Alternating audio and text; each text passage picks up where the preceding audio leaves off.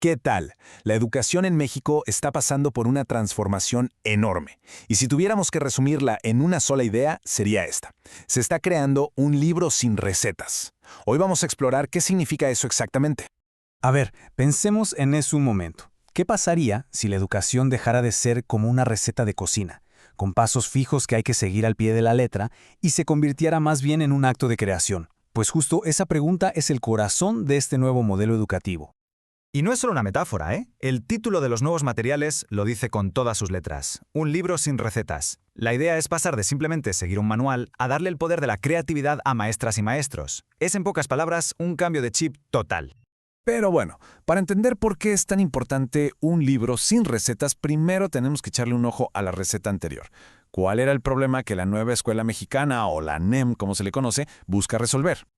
Esta tablita lo deja súper claro.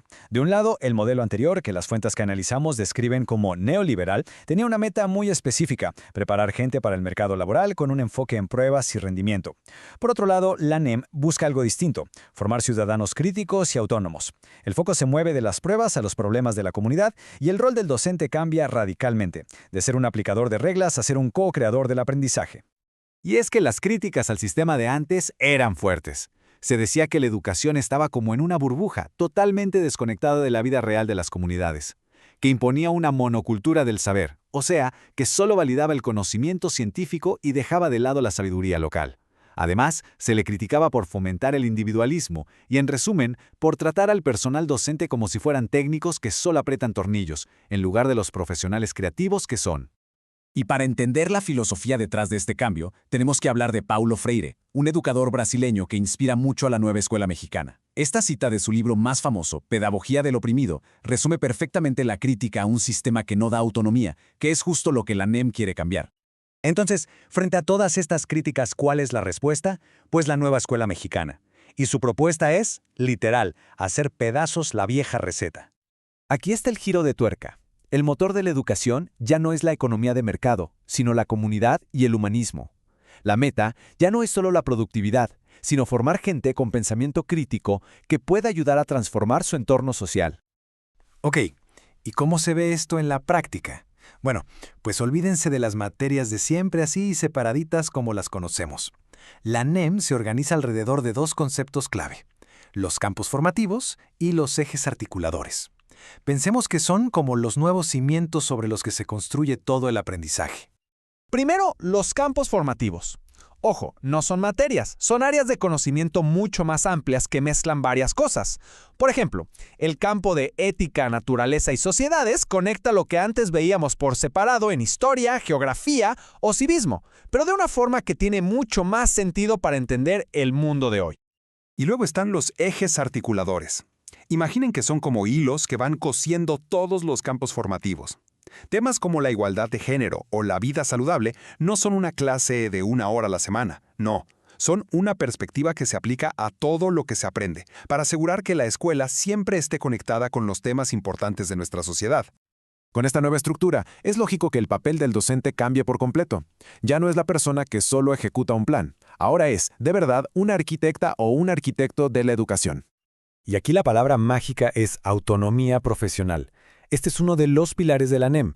Significa confiar en el personal docente, darle la libertad y la responsabilidad de tomar el currículum nacional y adaptarlo, de moldearlo para que funcione en la realidad única de su escuela, de sus alumnos y de su comunidad. La herramienta para lograr esa autonomía se llama programa analítico. Y es súper importante entender que esto no es un nuevo formato burocrático para llenar y entregar. Al contrario, es un proceso vivo, una discusión colectiva donde los profes deciden el rumbo. Este proceso tiene, a grandes rasgos, 3 pasos. Primero, el colectivo de maestros se sienta a analizar su realidad. ¿Qué problemas hay en la comunidad? ¿Qué saben sus alumnos? ¿Cuáles son sus intereses? Segundo, con toda esa información deciden cómo van a abordar los temas del currículo nacional. Y tercero, y esto es lo más interesante, hacen un codiseño. Agregan temas, proyectos y contenidos locales que a lo mejor no están en el plan nacional, pero que para su comunidad son súper relevantes. Este diagrama lo resume todo a la perfección. La comunidad no es un tema más, es el centro de todo. La planeación del profe, los proyectos, todo gira alrededor de la comunidad para que el aprendizaje esté siempre conectado con la vida real de los estudiantes. Muy bien, ya vimos la teoría, ahora vamos a lo bueno. cómo se ve esta filosofía en proyectos de verdad, en cosas que pasan fuera de las cuatro paredes del salón. Aquí hay otro concepto clave, el territorio. Ya no se piensa solo en el aula, sino en todo el espacio social que rodea la escuela. El aprendizaje se organiza en proyectos que nacen de las necesidades y de la realidad de ese territorio. Por ejemplo, un proyecto práctico. En lugar de leer en un libro qué son los servicios públicos, los alumnos salen a su colonia, hacen un mapa, ubican el mercado, el centro de salud, la estación de bomberos, aprenden de su comunidad, pero viviéndola. O fíjense en este otro ejemplo, un proyecto de un mural comunitario. Aquí se combina el arte con el análisis social y la acción.